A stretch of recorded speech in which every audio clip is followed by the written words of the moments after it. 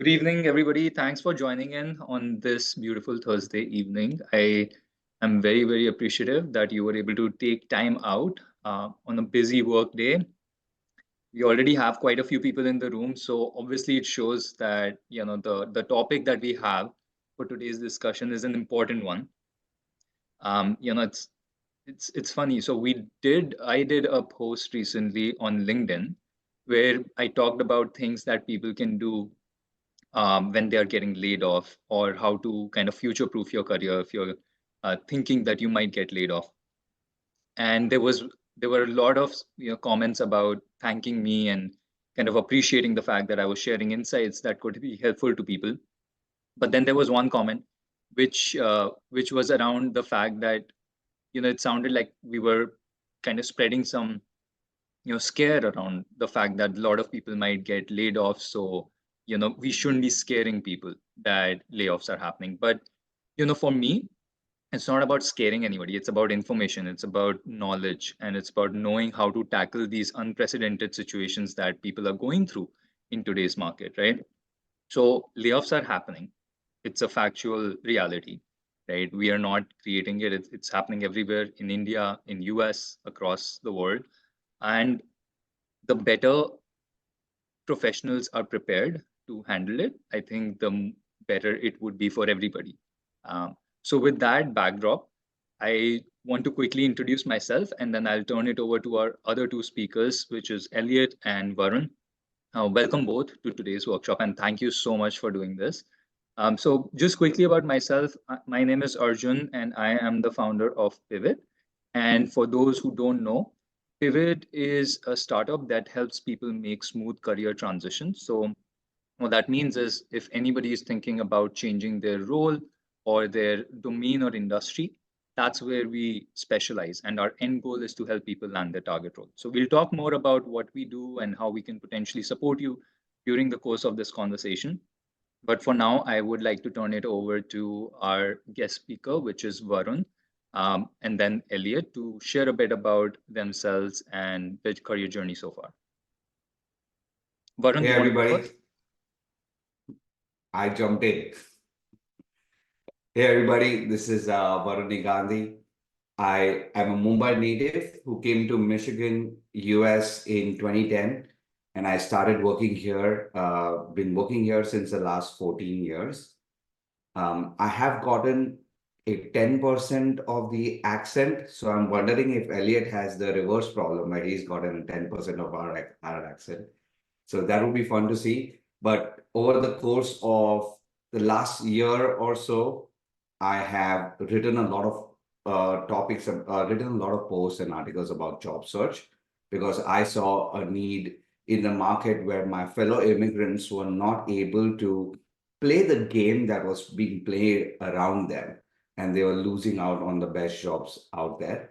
And before writing on LinkedIn, I held 10 to 15 workshops at my university where students and professionals attended, and I helped them with the job search strategies. So that's how it started, me just paying it forward by sharing what I have learned from my mentors about the job search process. And that's how Arjun and I met, and that's why I'm here. So happy to be here.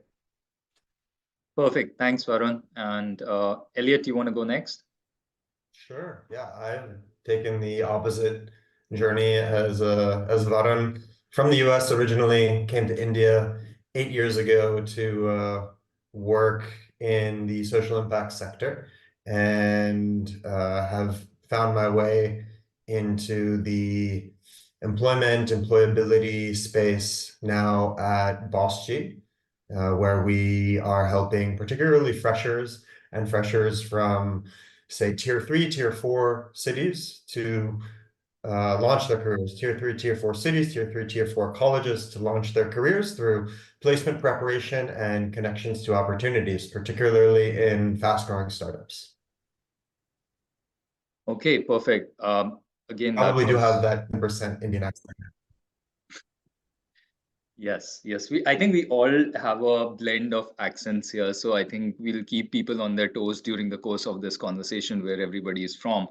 But you know what the good thing is, and I do want to bring it to everybody's attention beforehand. this was carefully designed, right? The speakers that we have invited. So you have Varun, who has been in India and then traveled to US and now currently works there. You have Elliot, who started his career in US and then traveled to India, and he currently is helping people launch their careers here. And I have myself spent sufficient time, I would say about a decade or more in US and have worked in India. So between the three of us, I think we do bring sufficient experience working in different geographies. And because the layoff trend currently is impacting people globally, or maybe impacting people's plans to work globally, I think there could be questions around that later during the course of the session that you can bring up, and we would be happy to answer those.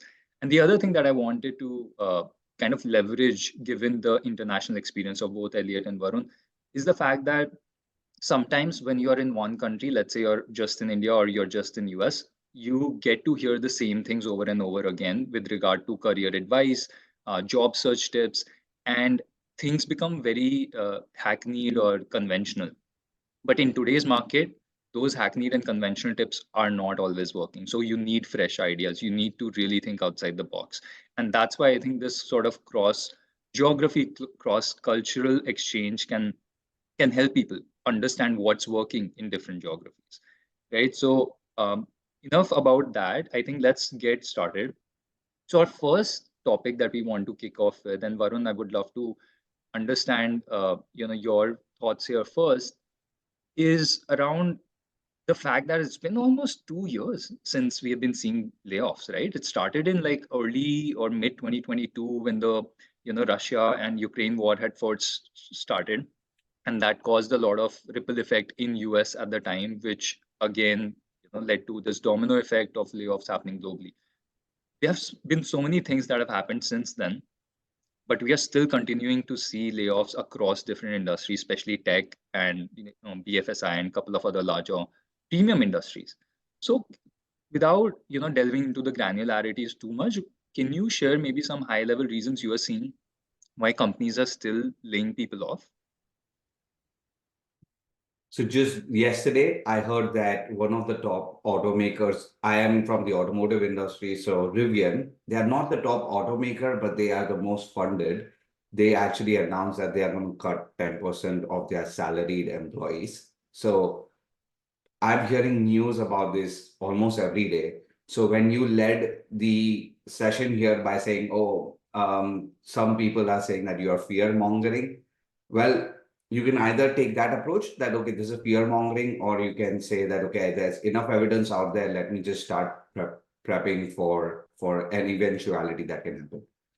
To answer your question, obviously, there are so many financial indicators that all of us are aware of post-COVID, where the inflation was high, borrowing money was extremely difficult for these companies. So they are obviously reeling through those financial effects. But I think there is also an element of optimizing like bloated teams, where in COVID, teams got bloated, new business units were started, and a lot of it is using the financial temperature that's out there to optimize teams and to get rid of business units that may not be performing as well or may not be in the future sites of the company. So there is a lot going on of that right now because there are companies that have billions in profits but still laying off people, Google being the prime example last year.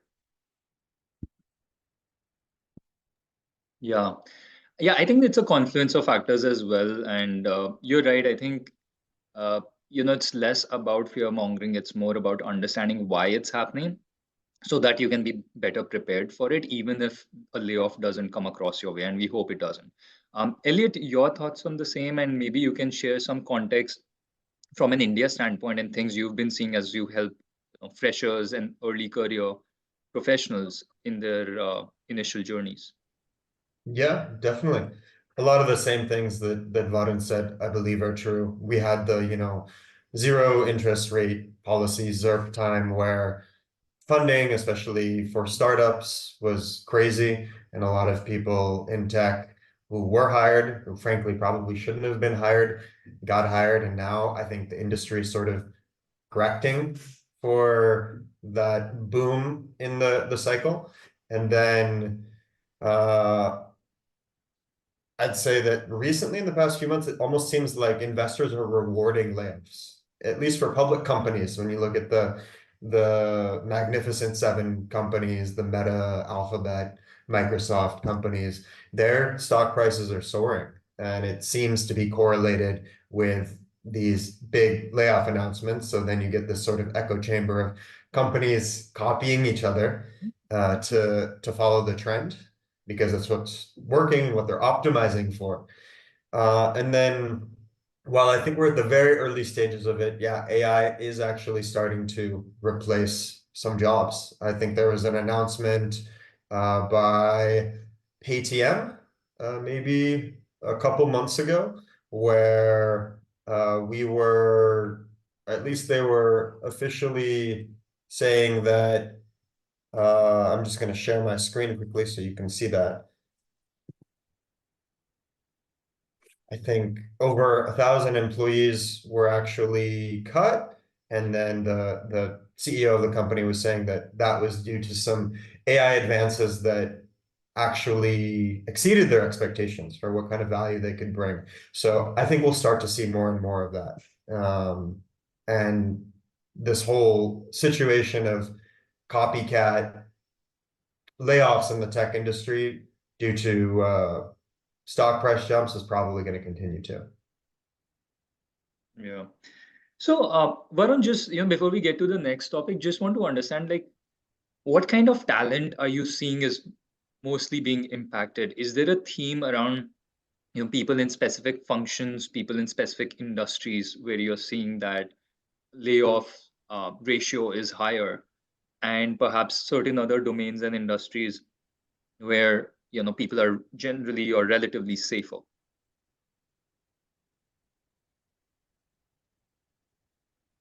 Varun, I think you're on mute.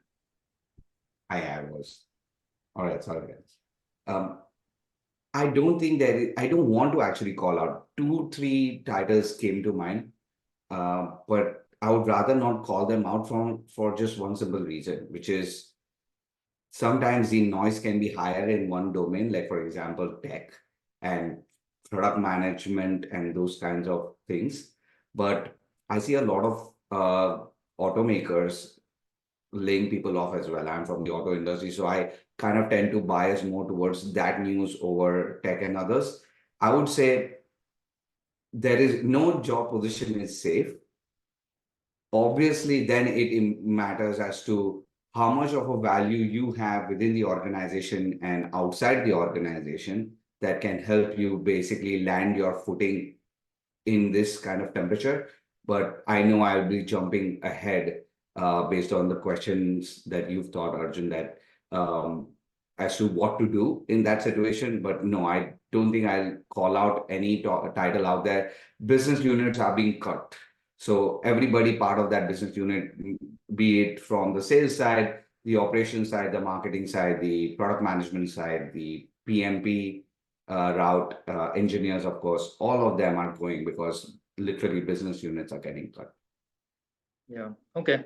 And Elliot, just one more follow-up question before we move on to the next topic here. Is there a way for me to anticipate that my job will be impacted? Like, is there a way that you sense some patterns at your company or in your industry, when you or indicators you should be looking for, and based on that you can know whether you should start preparing to navigate the eventuality of a potential layoff? I'm not sure you can really tell, other than having connections to the top and getting sort of in the boardroom insider information, which is hard to get, especially if you're not very senior. But I think this is a cool resource that I just wanted to share with you. Maybe cool is the wrong word, a morbid resource. It's a website that's tracking all of the layoffs in the tech industry. It's called layoffs.fyi. And it just has like a crowdsourced table with sources for all the tech companies, whether they're startups or big companies like Meta, Alphabet, who are doing layoffs. So maybe there's some trends that could be surmised, concluded from this, but it's really hard to say. Got it.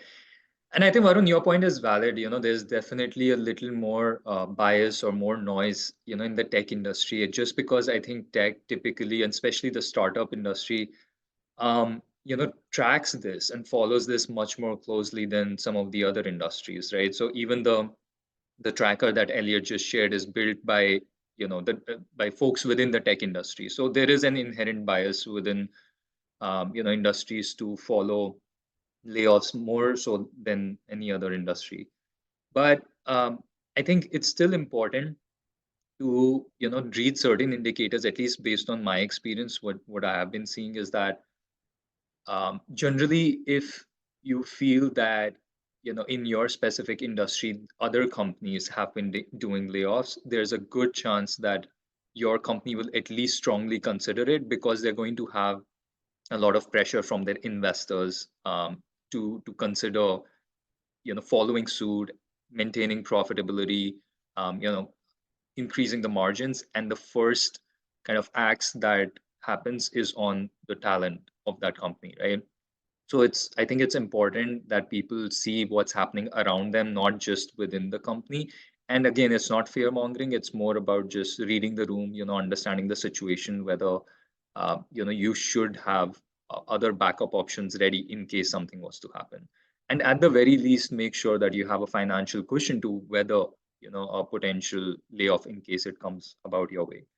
But the meat of this conversation is going to focus on the next topic, which is effective job search strategies in a competitive job market, right? So this is something that is something we have been talking about. We have been trying to decipher what works, what doesn't, because um, like we said, 2 years is a very long time to have continuous layoffs. And today, there are definitely more candidates than there are openings in the market, right? So no matter almost what you do, you're going to face, in all likelihood, a few weeks or perhaps a few months of, involuntary gap where you need to figure out how to land your next role.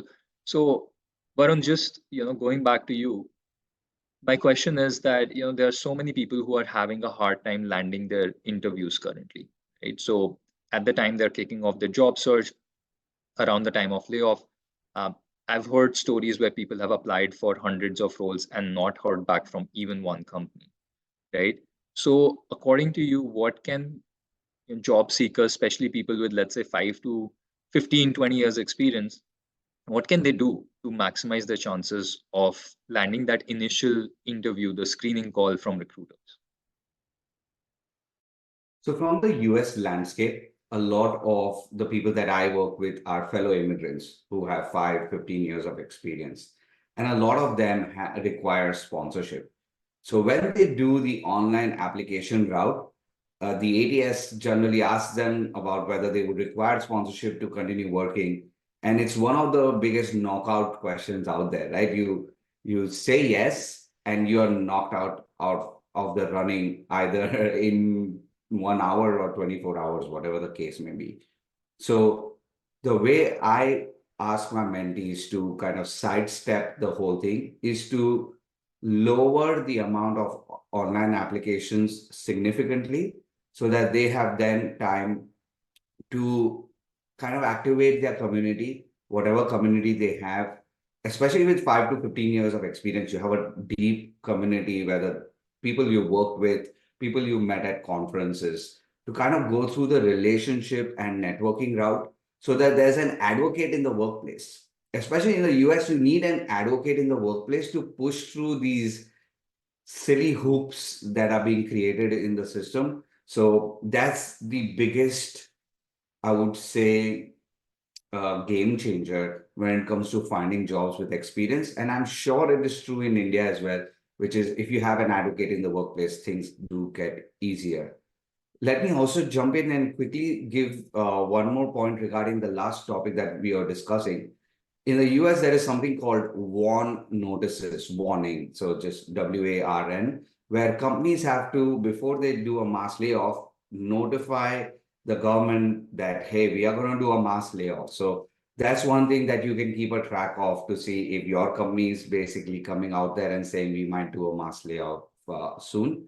That's one way. And then the other way, which is the obvious one, is if it's a public traded company, just look at quarter over quarter earnings based on this year and last year. If they are going down, the company is going to do something about it. Yeah, I think those are two very good indicators for sure. And I do agree with the fact that, having a sponsor, having a sort of a champion in the workplace who can vouch for you. I think in the Indian market, what we have seen is that people are actually trying to understand how they can utilize their network for referrals, right? Particularly, that's how people are considering activating their network, as you were talking about, Varun. So, Elliot, I would like to, understand your point of view here, right? I think perhaps your experience has been with more freshers and early stage professionals, but if we were to talk about people who, let's say, even with 1 or 2 years of experience, I understand they are facing very challenging time today because of the layoffs. What are some of the things that you're telling them to increase their chances of getting shortlisted for the initial screening? If they were to, for example, go about utilizing their network in different ways, or perhaps building their network because they are new in the workforce, how can they do that? And again, maximize probability of landing the target role. Yeah, thanks. I just wanted to also kind of bridge from the last point about knowing about layoffs and say that it's really not worth stressing so much, worrying about it as much as instead refocusing that energy on being proactive about if a layoff comes, or regardless if a layoff comes, just preparing for the next step in your career. So a few things that I would recommend to not freshers, but experienced people are making sure that you have sort of your portfolio of impact and value that you've generated for your current company ready to go. If that means collecting data, testimonials, collateral, of course, things that are not confidential, make sure that you have that, because you never know. You could wake up one morning and your Slack, email, everything access is disabled. And that's how companies are conducting layoffs, especially in the tech industry these days. Another thing is, before a mass layoff happens, before it can even happen, make sure that you have your references and recommendations in place and ready to go. So whether there's a layoff or not, those are going to be extremely valuable to you. And you can, within LinkedIn, I think there's an option to just directly request a recommendation from a particular individual. Ideally, it's coming from a decision maker, but it could come from a client, it could come from a peer. All of those are valuable to sort of give a 360-degree view of your value inside and outside of your organization.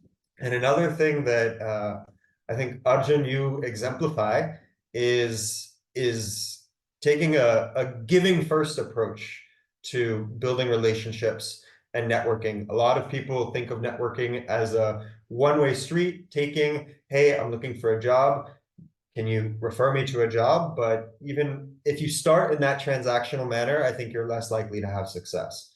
And then moving on to your next point about just one other thing I wanted to hire is there's sort of a lot of doom and gloom inherent in the framing of this conversation, but I, being in India, I read headlines, but then I deal with our own business, and I see that so many companies are hiring, and our clients are urgently hiring. And honestly, before we can fill one position as an agency for them, they'll dump 3 to 5 more positions on us. So there are definitely companies that are hiring, and especially among startups, there are great ways to find those companies. Really just looking at startups who have recently raised funds. You could do that through a Google News search.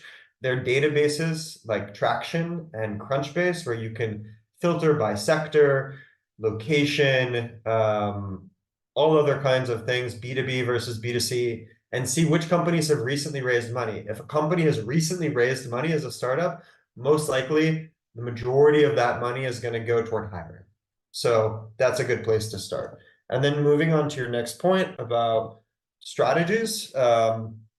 I'd say whether you're a fresher or not, one of the top things I see, and you briefly touched upon this, Arjun, is candidates who have applied to hundreds of jobs and they say they didn't get an interview anywhere. I always see those stories and I kind of think to myself, well, of course you didn't, because you've taken this sort of like spray and pray approach to the job search process where you're prioritizing quantity over quality. And I, being a recruiter, on the other end, I can definitely tell when you're just going on LinkedIn, easy apply, and click, click, click, click, click, and you're just one of hundreds or 1,000 plus candidates. So invest more time into tailoring your search. Don't have a single CV that you blast everywhere. At least try to match it to the JD along with the keywords that you find in the JD. And there's so many tools that exist for doing like an ATS matching score, which are really just going to see to what extent the keywords in your CV are matching the keywords that are in the JD. Those are free and easy to find online.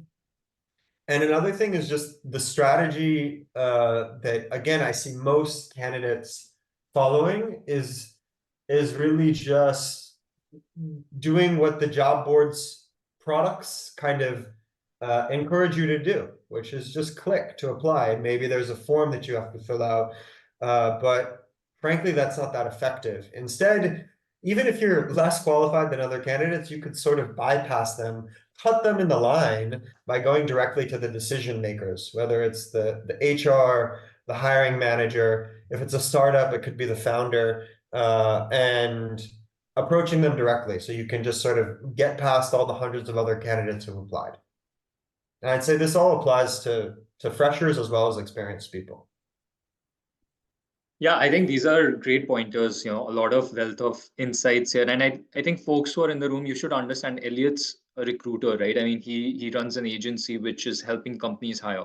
So if he's talking about the fact that it's easily identifiable where you are just going on LinkedIn and doing the easy apply by clicking, every single application that you think is even a minor fit for your role, it can come across very easily. People can identify that versus taking a more thoughtful approach where you have perhaps either personalized your resume even 10 or 15% to match your experience, your skill set to what the JD has referred to, or perhaps a short note to a hiring manager or the founder or somebody else at the company who can root for you or at least take a look at your resume. So I think these things may be something you have read online or you may have heard in passing, but this is proof that companies actually want you to not just apply en masse. They want you to take a look at the JDs, improve your quality of application, and do it more thoughtfully rather than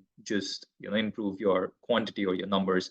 um, you know let's move on to the next point here, because a lot of people are stuck in the stage where they are applying for jobs and not hearing back. But I see equal amount of people, Varun, maybe you have as well, where they have applied, they're starting to get the first initial interview or perhaps even the next couple of rounds, but then they start to face certain hurdles, right? They get into this loop of just going to interview after interview, but not really getting an offer, right? A real offer.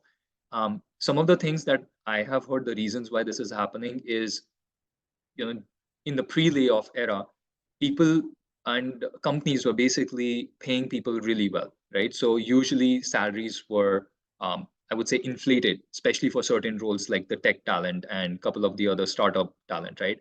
That has severely cooled off. And what has happened is it has set up this uh, sort of inflated reality or inflated expectation in people's mind that they're going to continue to make X amount. For example, Google engineers on average make about $500,000, right, in US. And in India also, they are paid very handsomely. Now, there are almost no companies in the market who are ready to hire at those levels, right? So you might be great talent, you might be getting interviews, but you're facing this challenge of getting past the salary expectation question. That's just one of the many examples why people are not making past the interviews. So how do people tackle this? How do people get over this hurdle of going to interviews after interviews but not converting them into offers? I think you spoke about like two elements of cracking interviews and leading to a job offer. One is obviously the salary question. What are your salary expectations?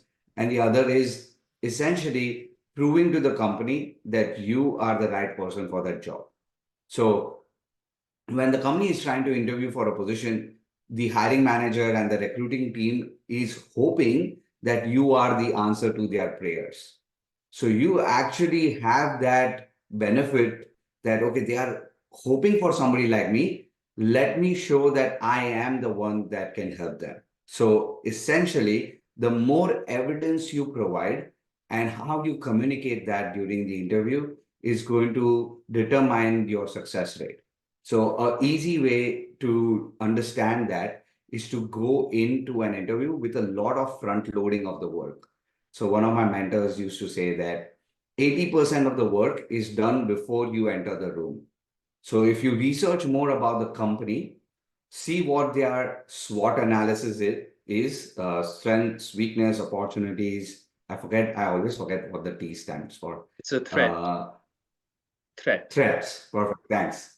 So if you do those kind of analysis to understand what are the gaps that they are trying to cover for in the market, look at what their competitors are doing. And if you can enter an interview with a lot of that knowledge by creating a pitch for them, this is a little bit of an advanced strategy where you can go in an interview, create a pitch as to how your skills will help them because you understand them as much as they do internally. Obviously, you can't get to that level, but as much as you can, if you are able to showcase evidence that you are the answer to their prayers, they are more than happy to just stop hiring because they have their jobs to get back to and get you into the industry. So that's how I would think in terms of mindset and think in terms of strategy when it comes to cracking interviews.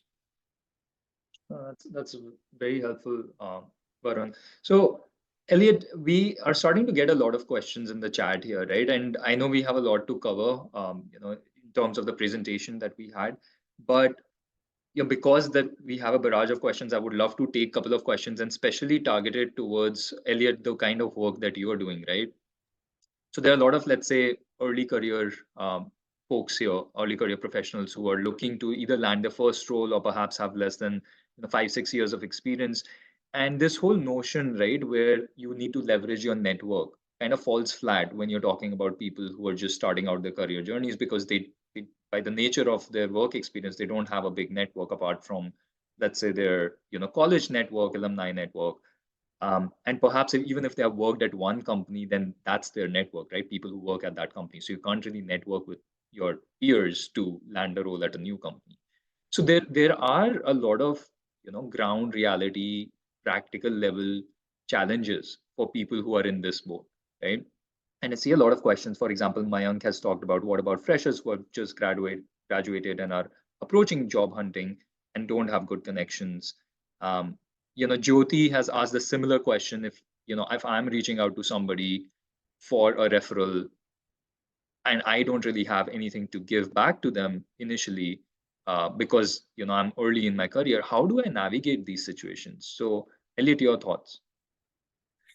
Yeah, there are a few ways that a fresher or a less experienced professional can go about this networking piece. Starting with, let's first get over what you should not do. What you should not do is one, show desperation and be transactional, which is just asking the person for a referral or just straight up saying, hire me, ask me for a job. And I see that a lot.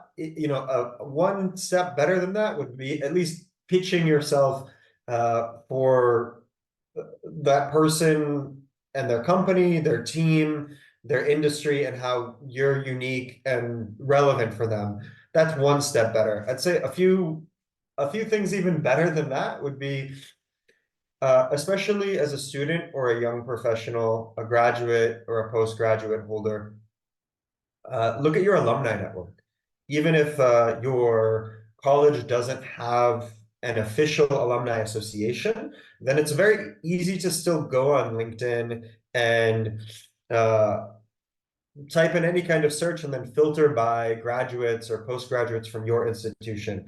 And for whatever reason, psychologically, sociologically, alumni, I think, are far more likely to want to give help to a junior from their same college, their same institute, even if you never crossed paths and did not know each other. There's sort of a nostalgia that comes from talking to someone who's a current student or recently graduated, because oftentimes people had a good time in their college experience and they sort of relive those memories or those good feelings just by talking to someone who's junior to them.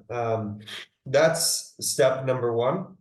Another method that whether you have a good network or you're starting from zero is be active on LinkedIn and particularly start to engage with the content of people who are decision makers, influencers in the companies and the industries where you want to work. So it could be as simple as someone has made a post and all you're doing is giving a brief, 20-word summary of that post as a comment, and start to do that regularly a few times, and very likely that person will start to notice you, that you're a consistent follower and someone who engages with their content and tries to add a little bit of extra value, either by summarizing, adding your own perspective, or even just appreciating it in some unique and special non-generic way. I think these are steps that are pretty easy to take, but 99% of job seekers don't follow them. Yeah, I think definitely something that's becoming more and more common, other things that you're talking about. I think utilizing your alumni network and also reaching out to people on LinkedIn. One of the things that I've been personally seeing, I think, Elliot, you kind of referred to it, is that people have this sort of transactional approach because, they have this one goal mindset of landing a job. So they forget how people generally think and how people generally like to help others, right? If I don't know you and you just reach out to me with the one line saying, hey, give me a job, or this is my resume, can you forward it to other people? If there are tens of or hundreds of people doing the same thing, how can I, the person who's receiving this message, how can I take action on all of those? It's not feasible. It's absolutely impossible. But what can help me stand out if I'm reaching out to people is the kind of things that Elliot talked about. Focus on a few people on LinkedIn or in your alumni network, especially if you're early in your career, and target people who you think are going to be most helpful to you and add value, showcase that you have researched on the kind of work they do, show interest in learning from them. And it doesn't mean that you have to spend weeks and weeks. It could just mean reading up their profile for like 10 minutes, right? Understanding maybe one recent project that they must have worked on and talking about that project in a very brief manner, right? When you're reaching out to them. The other thing, that I have found out where people face a lot of challenge is trying to understand who to reach out to. So, Elliot, in your example, let's say there are 100 people from my alumni network, right, that I can tap into. Now, out of these 100, should I just be reaching out to everybody, or should I shortlist certain people who might be the right fit? I'll just share one thing that I have identified, and I would love to get your thoughts as well. Is intent matters a lot when it comes to seeking help, right? Because there are certain people who have very high intent in terms of providing help, and there are certain people who are either busy or just don't have the intent or the bent of mind to naturally help people, right? And so if you can save time reaching out to the right people who have the right intent to help others, that can be very, very helpful and productive. So we have been trying to identify those strategies, right? When you're networking, when you're reaching out, how to identify these high intent people. Elliot or Varun, have you been able to kind of crack this in any form or fashion? Elliot, you want to go first, or Varun can go first? Either way is fine with me. Go ahead, Elliot. I can chime in as well, but go ahead. So the question is, how do we find those people who would be high intent to give help to job seekers or career switchers? The main thing that comes to mind is people who are already trying to provide that help, at least in a generic sense, in a public way. And usually that's through creating content. And you see people who don't, say, have a particular agenda, they're not like selling a course, they're not exactly explicitly promoting themselves, they're just trying to show that they provide value to their network by posting on LinkedIn, by posting on Twitter. That to me would be a good signal of someone who's high intent to help and is open to a cold message from someone, ideally someone who's not purely a stranger, but someone who's maybe been engaging with and providing value on their content for some time to show that it's less transactional. That's what comes to mind. Yeah. I think Varun is a great example of that. I think Varun has created some incredible content on LinkedIn, which has helped, I would say, thousands of people. I've seen Varun's journey on LinkedIn, when he was first getting started to where he's now. He's surpassed, I think, a lot of people behind because of the tremendous value that he's been providing through his content. So, Varun, I think you would be definitely the right person, both from a content creator perspective and perhaps somebody who is new to LinkedIn on how they can identify the right people to connect with. Yeah, I appreciate you saying that. And I remember me starting out my journey and reaching out to you and telling you like, wow, dude, you're doing awesome on this platform. Now I need to be That's an taking tips from example you, of, Varun. sorry? Now I need to be taking tips from you. I think the tables have turned. It's less about it's so the way I reached out to you could be an example of how people can reach out, right? This whole networking thing is like a relationship bank account where if you have not made enough deposits in the relationship, you can't make a withdrawal. You can't go to a bank account with $0 or 0 rupees and say, hey, I want something from this bank account. You're going to be charged overdraft fee, which is in terms of LinkedIn, you're going to be ignored. So the way I kind of reached out to you was I started commenting on your posts. I saw what you were writing. I reached out to you and just talked to you about your journey from the US to Mumbai because we were very similar in our journey in that sense. So that was me trying to add more deposits into this relationship account. And at some point when I was comfortable, I was like, hey, Arjun, would you like to talk for half an hour on this call? And even in that call, I don't think we asked each other about anything. That I didn't ask you to do something, you didn't ask me to do something. We just build that relationship. So think of networking in terms of relationship bank account. And then the question comes, oh, I'm just a starting networker. I don't know how to make deposits. So Elliot mentioned a lot of great examples as to how you can make deposits if they are a creator. It's very simple to do. If they are creating, just show up on their content, write genuine comments, and you will start building a better relationship with the creator.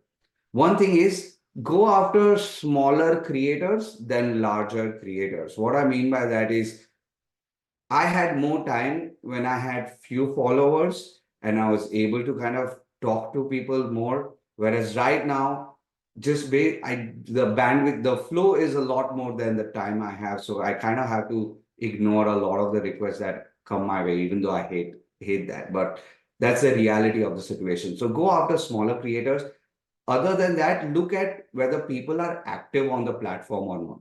Whichever platform you are going to kind of reach out to them on, see whether they are active. Sometimes people don't check their LinkedIn DMs. They are just inactive. So even if they have high intent to help you, their high intent might be on a different platform and not on the platform that you're reaching out to. One last thing I will say is you are absolutely right that some people are more inclined to help over the others. You don't know if they are not a creator. At that point, just reach out to them genuinely. And at the end of the day, if job search and online application is a numbers game, networking is also a numbers game. Just the numbers are better, where 1 out of 10 people, 2 out of 10 people will reach out to you. When I help my mentees, that ratio goes to like 3 to 4 out of 10 people. but that's still a numbers game. But it's a better numbers game to play than just randomly applying online, like Elliot said, right? Spray and pray. That's like you getting 1 or 2 interview calls out of 100, 200 applications. That's the analogy I use, and I love analogies.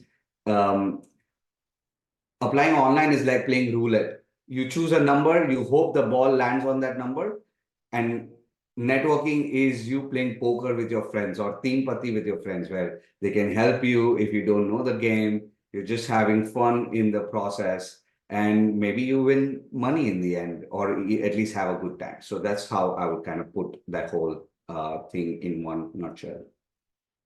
A very interesting way to put things across. I think, Varun, and thanks for sharing that. I think there are a lot of questions about networking, about how to approach people, what kind of people to approach when you don't have a solid network. So I hope whatever we have covered here today is helpful. We are also recording this session, which we'll be sharing, later with folks, so you can get these insights recorded and then hopefully implement them as you're starting your job search journey. There are a lot of other questions that I want to address. So there's one question around career switch from Kritika, I believe. And then I see a couple of other questions which focus more on career transitions, where either people have studied a different discipline in college and now they are graduating and they want to work in a different field. I think Kritika specifically has studied in biotech and she wants a career in marketing. um, Good thing is, Kritika, it sounds like you already have some internship experience, which is great. So I mean, Pivot is obviously a platform which kind of really focuses on that. I'm happy to share my insights as well. But Elliot, I want to again get your thoughts on especially freshers, early career professionals who have, let's say, studied one discipline or maybe have internships in one discipline, but now, because of the job market and the dearth of openings, are thinking about switching. Or there could be other reasons. Maybe they just liked something else later down the line, in college, and they just realized it later, which happens with, I would say, more than half the people I know. Right? So how do they again optimize their profile where they can address this gap in their background and their future goals? Yeah, I think oftentimes with, especially with students and freshers, there's sort of societal pressure, family pressure, peer pressure to study a particular thing, and you move through with that degree and realize that it's not for you, and you have your passion lies elsewhere. So I think that that's oftentimes happening, especially in India, where families focus on a few golden career paths like engineering, medicine, maybe law, and then there are all other kinds of careers out there that especially older generations aren't aware of, and now students are looking to pursue them, and parents, other family members don't even know what they are, don't even understand what they are. I think with freshers in particular, there's sort of like an inertia problem, regardless of whether you want to pursue a career in the same thing that you studied. And that's just this idea of like, how do you get started? How does it, how do you get an offer for a job if you've never actually worked in that space before? So it's kind of a chicken and egg problem. And the answer is to start with the things that are just the lowest barrier, that give you the relevant experience to position yourself for your first job, first proper full-time job in that space. Obviously, internships are great, but if they have to be unpaid internships just to get started, where you have no even academic background, do something as opposed to nothing. You could be a freelancer, where working on a platform like Upwork, charging very minimal amounts just to get hands-on experience with whatever that is. It could be digital marketing, could be video editing, coding, etc. There's a freelancing platform and vertical for every skill. And even if you're not monetizing it, it could be creating your own content, and it doesn't even really matter so much that you're getting tons of followers and engagement. It's more just the intent that shows by you creating a portfolio of work that demonstrates your interest and eagerness about a particular area. So if you were looking to go into digital marketing, and I can tell from a very specific instance where right now internally we are hiring for a social media marketing lead on our team, and we're open to hiring freshers, and we don't really care if people have internship experience or not, but if someone has a social media profile that they have routinely invested in and grown from, say, 0 to 1,000 followers in a specific area, then that's really impressive to us. So just get started with the most minimal things, and then gradually take steps from there to build your way into being eligible for a full-time job.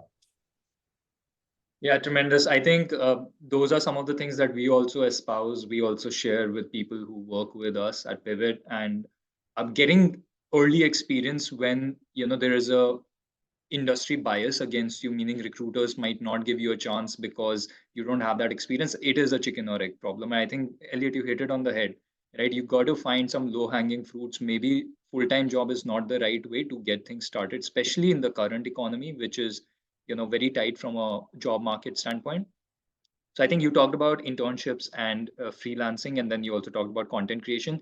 One thing that we have seen working quite well is doing side projects of your own, right? Let's say you're a data analytics professional or want to become a data analytics professional, right? There are enough resources out there today for you to do a simplistic data analysis based on large data sets using tools like, let's say, Tableau or Power BI, right? You don't need to go to a graduate school, for 1 year degree. You can do a project on your own. You can reach out to a professional on LinkedIn or on platform like Pivot, who has made a similar transition. That's something that can be very helpful if you learn from people who have been in your shoes, made similar kind of transitions, and see what worked for them. Even ask them to kind of review your project first and learn from them, and then you later perhaps ask for their advice on job search and even a referral down the line. That's the deposit in the relationship bank, as Varun was referring to. Rather than asking for a referral right away, you show that you want to learn from them, and people love when they have somebody reaching out to them who wants to utilize their experience and insights. So these are just some of the things. There are many other things you can do to gain that early experience without landing a full-time job and then converting it into a opportunity. Varun, there is one question here that I wanted to get your thoughts on. This is from Anisha, and Anisha has been working in academics or academia as a professor, teaching both undergrad and postgrad, and she's pursuing PhD, and she wants to again switch industries, right? So she wants to work in corporates rather than, I guess, the education sector, right? And I don't know if you saw this, but a year ago or so, there was a mass exodus that happened from education sector to tech, like ed tech, or to some other sectors, right? For various reasons, and we actually helped a lot of people. But can you share some steps, Varun, that can help perhaps Anisha figure out a way how to break into industry? Yeah, I think it starts from knowing where the real problem exists. There are two big problems that you're solving in the job search process. One is getting interviews, and the other is cracking interviews. So, Anisha, if I can ask you, and if you can add it in the chat, where do you think the bigger problem is? Is it getting interviews or cracking interviews? Because then, once you specify where the bigger problem is, you can then use different strategies. So, for example, if it is getting interviews, then you know that the system that you're using is not working. So if you're doing online applications, maybe you need to add the networking aspect to it. If you're going through the networking route, then maybe you need to get better at how you make these deposits. So, right, getting interviews. I did a poll recently, 500 people voted. 75% said getting interviews is where the bigger problem lies. So then it comes down, you basically have cascading objectives, which is, if I'm not getting an interview, then what is the process I'm using? If it's online application, you need to add networking. If it's networking, you need to get better at that. And that's where I will start. But then in there are specific strategies which are, I think we can spend like the next 10 hours discussing. But that's where I would begin.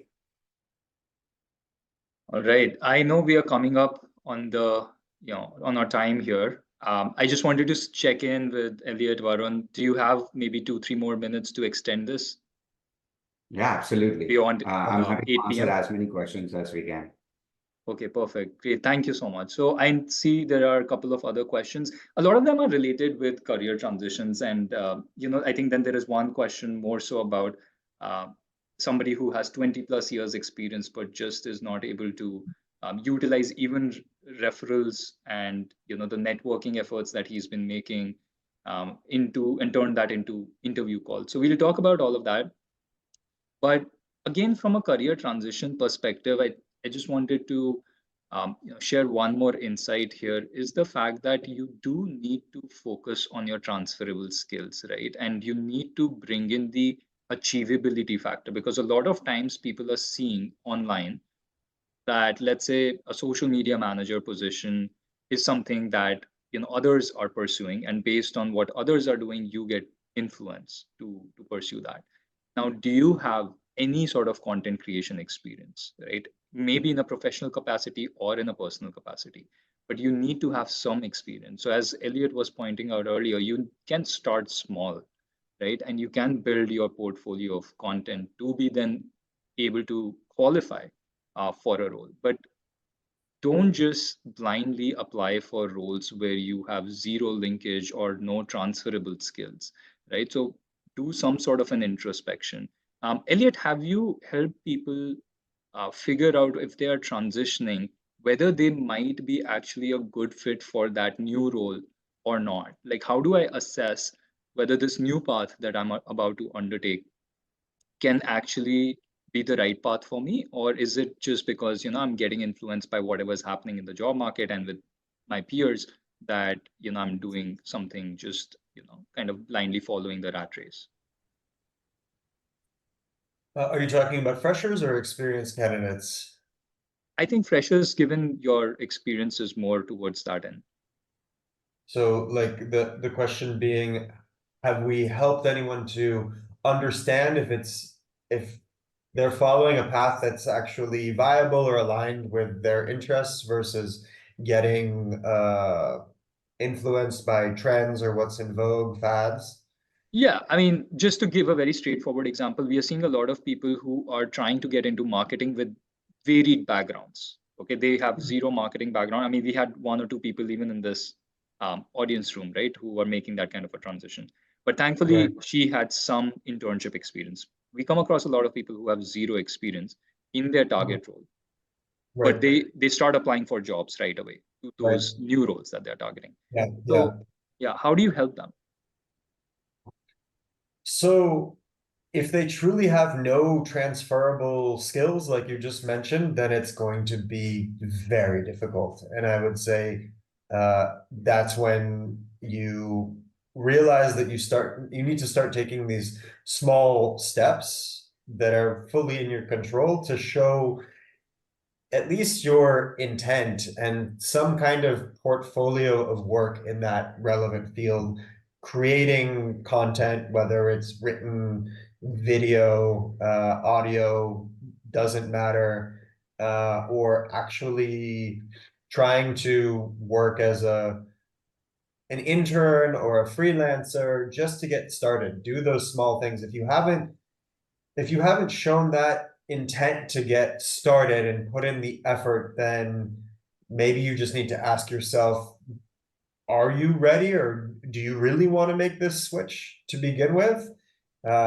Because without that, I think it's really hard. It's sort of like if you're not willing to put in the effort to get started, then you shouldn't have the expectation that you can kind of go from 0 to 60. Right. Absolutely. I think sometimes you just need a reality check, right?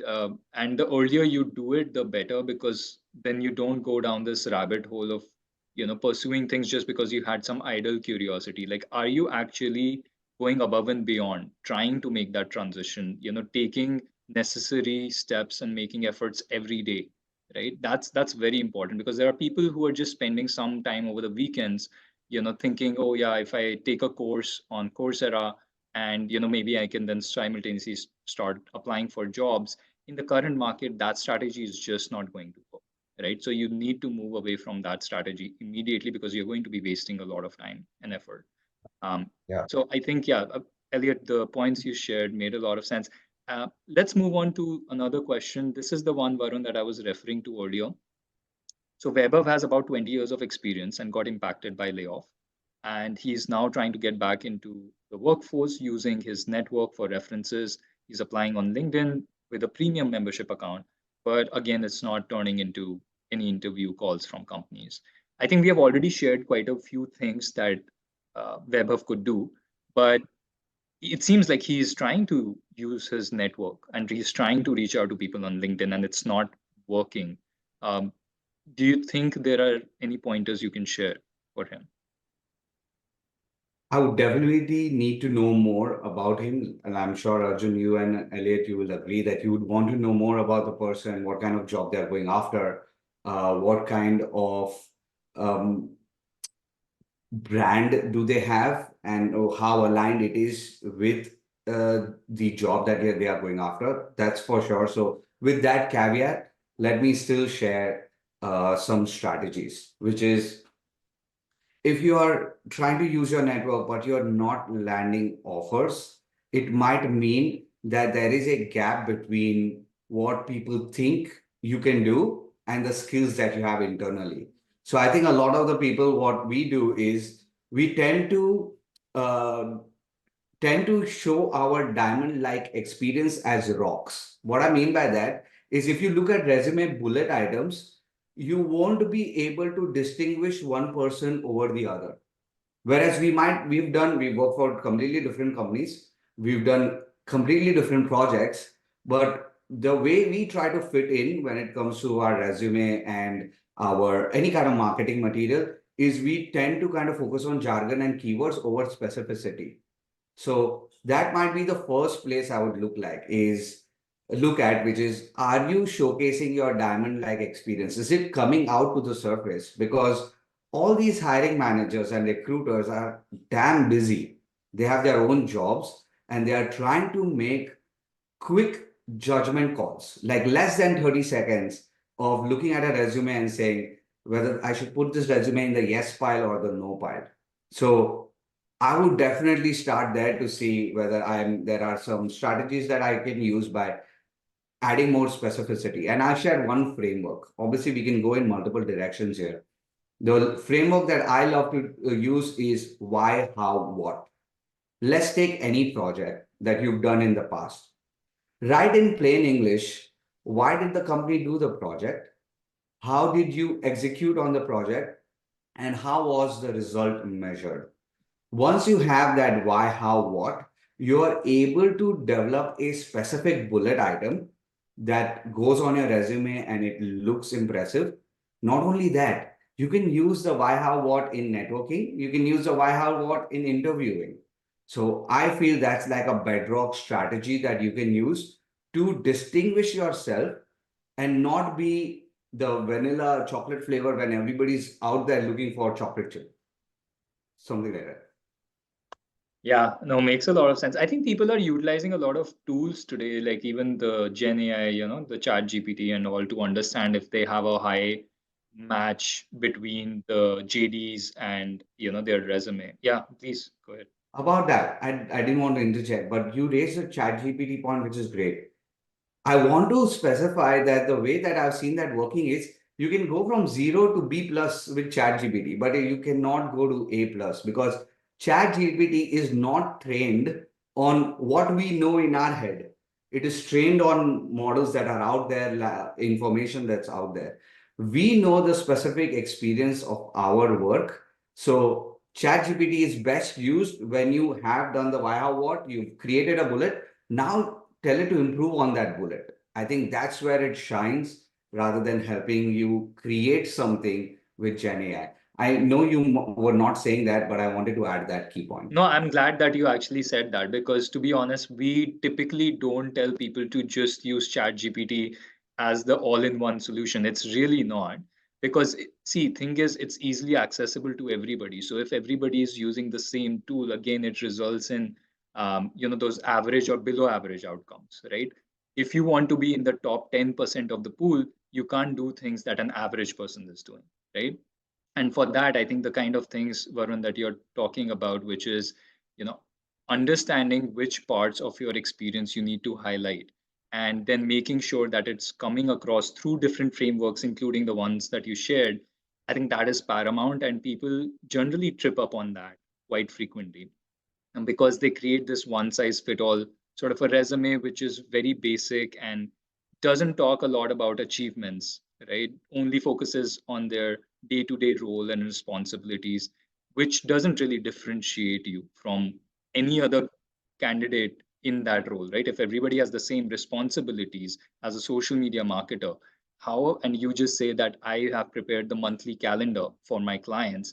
I mean, how are you going to differentiate yourself, right? Rather than saying that you have prepared monthly calendar, you need to talk about how you improve the social media following for your clients, or got better engagement, or got maybe certain influencers, brand promotions, or whatever it is. You need to talk about the outcomes. I think that's well established.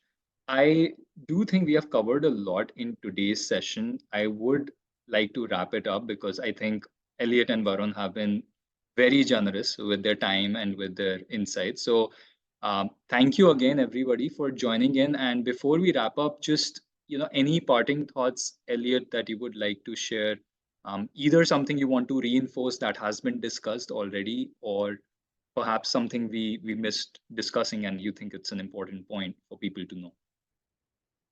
And then Varun, I would love for you to do the same. Yeah, I'd say at a high level, what most candidates fail to understand is that companies are looking to hire people who can bring significantly more value than their cost to the company.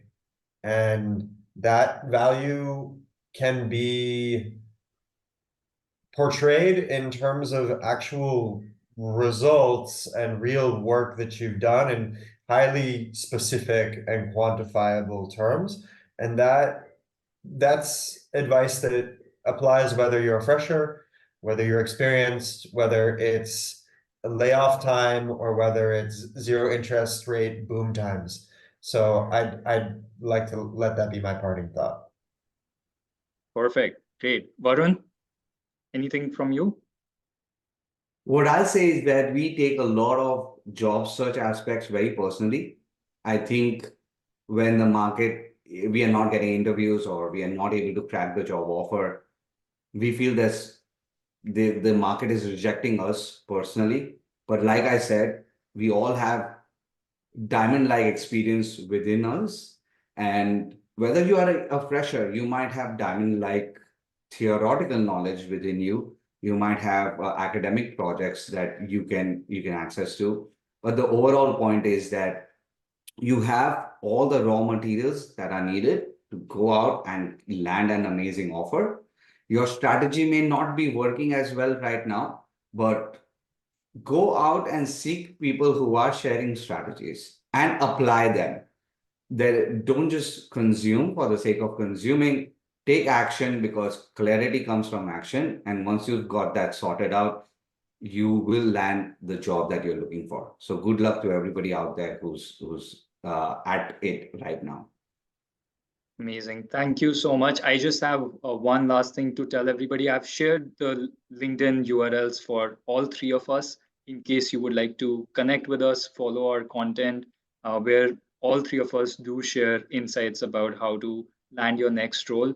And my parting thought will be something that we didn't touch upon a lot because it's not the meat of the issue, it kind of surrounds it.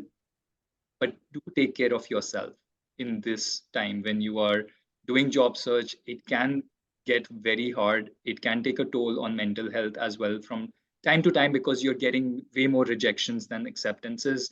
And it can be hard to deal with those rejections. But know that it's not you, right? It's not because there's something wrong with you or your profile or your experience. It's just the nature of the current job market. And like Elliot and Varun said, companies are just trying to find the best talent possible within a very large pool of talent that's available to them currently. So do take some time to share your challenges perhaps with your family, friends, get their support. Have the right support system during this process. Don't do it alone. Whoever it is, whether it's your friends, family, or a professional coach or a mentor, get that support. Right? That's what I would like to leave us with today. And thank you again for joining in. I hope this session was helpful. We will be sharing a recording soon, and do reach out to either Elliot, Varun, or myself in case we could be of help to you. Thank you, and have a good evening, everyone. Thanks, Arjun. Thanks, Varun. Thanks, Mandari. Thanks, everyone, for joining. Please do connect on LinkedIn. It was Take care, great talking everyone. to everybody, answering questions. Elliot, it was great. Nice to know you. I do want to leave with a parting thought. I Yeah. read one of your posts, which started with Shadi Shuda, and Yeah. it was so amusing. My wife and I enjoyed that post. And whenever I'm in Mumbai next, would love to Yeah, meet you. for That sure. would be awesome. One thing I realized is that we have a connection in that you're an alum of Lokmanya Tilak. Yeah. We've placed many students from Lokmanya Tilak. I know the placements officer there. So I was actually Awesome. I went there to give a pre-placement talk last year at this time. Yeah. Oh, how many trains did you take to get there? I used to take 4 trains to get from Kandivali to Kopersheri. Luckily, I didn't have to take the train, but it was about an hour and a half Uber drive from Banja. Yeah. Very cool. I think the Yeah. next time Super. we'll have this fun banter, because there are still 20 people in the room listening to our banter. So I think we got to keep a more lighthearted session next time. But thank you Oh again, yeah. both of you, for joining in, Yeah. and hopefully we'll connect again soon. Take care, Uh, everyone. Thanks. Bye, Yeah. everyone. Bye. Okay.